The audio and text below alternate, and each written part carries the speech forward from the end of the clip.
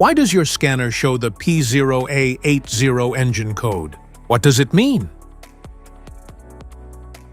P0A80 is a diagnostic trouble code for replace hybrid or EV battery pack.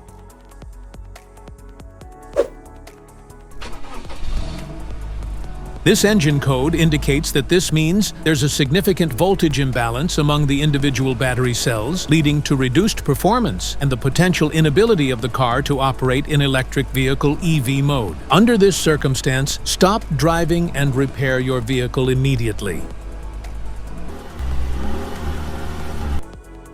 So, what causes this imbalance? Here are the most common culprits.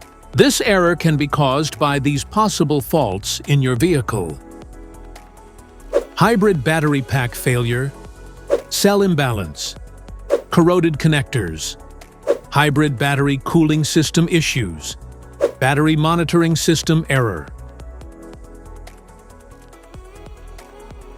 Each DTC code corresponds to a specific issue in your vehicle. This error code occurs in any OBD2 equipped vehicles, especially those in manufacture since 1996. It is commonly found in Toyota and Lexus models.